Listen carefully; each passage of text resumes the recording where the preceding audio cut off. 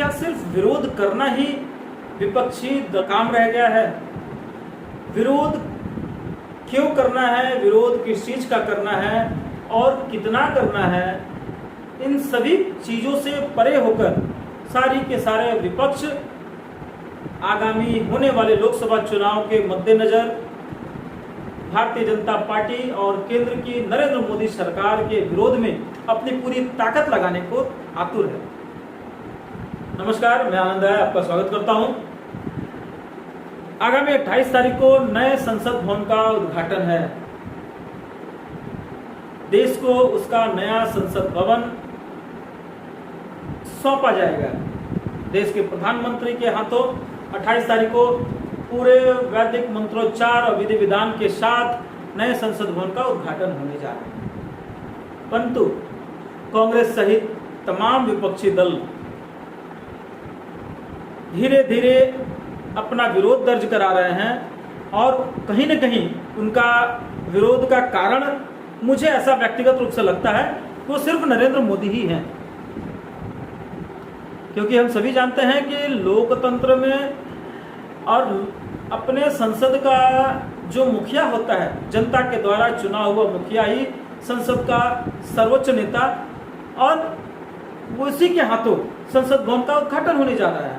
परंतु देश में अपनी राजनीति को आगे बढ़ाने के लिए, दलित और पिछड़ों की राजनीति में अपने आप को आगे रखने के लिए, चूंकि राष्ट्रपति चुनाव में एक आदिवासी महिला को राष्ट्रपति बनाकर जो भारतीय जनता पार्टी अपनी छवि को प्रस्तुत करने की थी, उस छवि के विरोध में आज दूसरे विपक्षी दल भी पिछड़ों के समर्थन के लिए आए हुए हैं। उनका कहना है कि राष्ट्रपति द्वारा ही संसद भवन का उद्घाटन किया जाना चाहिए।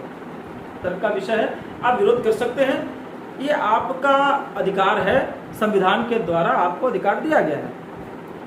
परंतु क्या सिर्फ हम विरोध कर रहे हैं?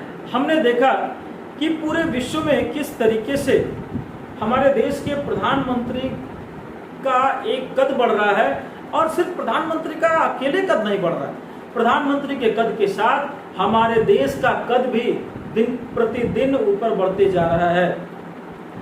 परंतु हमारा दुर्भाग्य है कि हमारे देश के विपक्षी दलों को यह नहीं दिखता।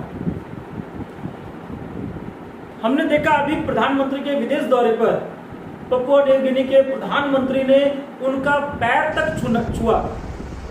एक बहुत ही गौरवान्वित करने वाला पल पूरे देशवासियों के लिए था। वहीं ऑस्ट्रेलिया जैसे देश के प्रधानमंत्री ने नरेंद्र मोदी द बॉस कह के उन्हें संबोधित किया। परंतु इन सभी चीजों से विपक्ष को कोई लेना देना नहीं है।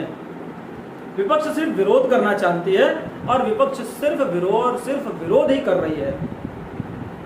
क्या इस विरोध को जायज ठहराया जा सकता है?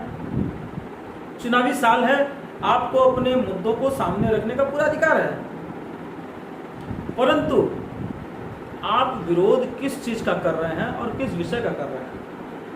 अगर संसद भवन का उद्घाटन नरेंद्र मोदी के हाथों हो रहा है और उस उद्घाटन समारोह का विरोध ये बोलकर किया जा रहा है कि नरेंद्र मोदी उद्घाटन कर रहे हैं इसलिए हम नहीं जाएंगे, तो क्या मैं इस वीडियो के माध्यम से उन सभी विपक्षी दलों से पूछना चाहता हूं, कांग्रेस हो, आम आदमी पार्टी हो, तृणमूल कांग्रेस हो, लेफ्ट की पार्टियां हो, क्या वो संसद भवन में कभी कदम नहीं रखेंगी? क्या उस संसद भवन में जो प्रोसीडिंग्स होंगी, उस संसद भवन में जो बिल पेश होंगे, उस संसद भवन में जो नए सांसद चुन कर आएंगे, क्या वो इन दलों के सांसद उस संसद भवन में कभी कदम नहीं रखेंगे? अगर नहीं रखेंगे तो फिर आप जनता की बातों को देश तक कैसे पहुंचा सकते हैं? संसद के माध्यम से अपनी बातों को कैसे रख सकते हैं? मुझे ऐसा लगता है कि विपक्ष सिर्फ अपनी राजनीति करने के लिए विरोध कर रही है। वही विरोध तिथि पर भी हो रहा है। सावरकर की जयंती और संसद का उद्घाटन समारोह एक ही दिन। हो सकता है ये संयोग हो, या हो सकता है कि इसे जानबूझ कर वो तिथि रखी गई हो। हमने देखा है कि भारतीय जनता पार्टी द्वारा सावरकर को हमेशा सराहा गया है, सावरकर को वीर कहा गया है। वहीं दूसरी तरफ कांग्रेस के नेता राहुल गांधी द्वारा सावरकर को हमेशा माफी वीर के रूप में या उनको गलत शब्दों के द्वारा संबोधित करके सावरकर को हमेशा रखा गया है। सावरकर हमेशा से इस देश की में एक ऐसे स्थान पर रहे हैं जहां उनका विरोध और उनका समर्थन बराबर चलते आया है। हिंदूवादी नेता होने के नाते जो हिंदूवादी अपने आप को दल कहते हैं, वो भाजपा हो या शिवसेना हो, शिवसेना भले आज कांग्रेस के साथ उद्धव गुट हो, पर सावरकर के नाम पर वो भी कांग्रेस को कई बार आंख दिखा चुकी है।